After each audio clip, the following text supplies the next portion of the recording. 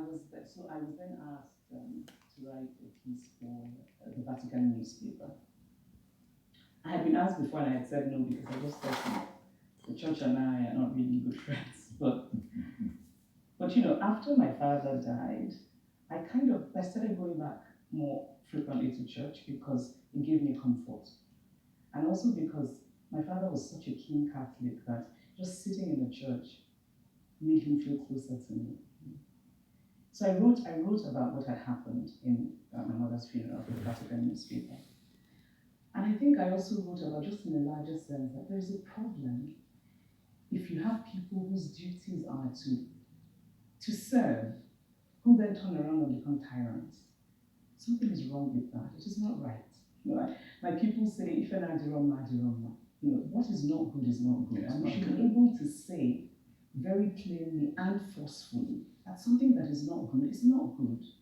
So after I had made complaints, I was told, oh, you should write to the bishop formally. I wrote a formal complaint. The bishop responded to tell me that he would not be able to do anything.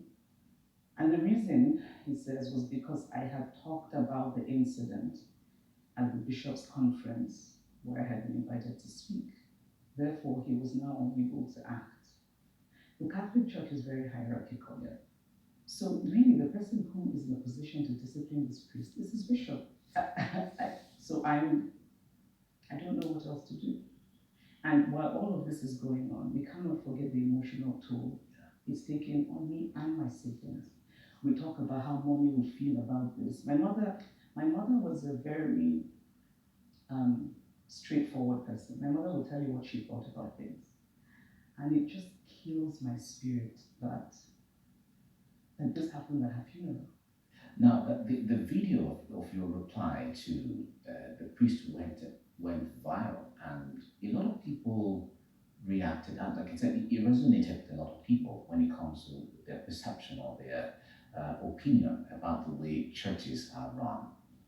Of course, when you talk about churches, everybody feels, okay, maybe to God, they're called by God and all of that. But let's talk about the issue of, does it make you feel that if you have a voice, you have you have a platform, you are a role model to a lot of people, and if this is happening to you, then it's possible that so many others who may not have the kind of voice you have, who may not have the platform you have, who may not have the clout and all that you have, would have gone through even much more. Does it make you feel like that?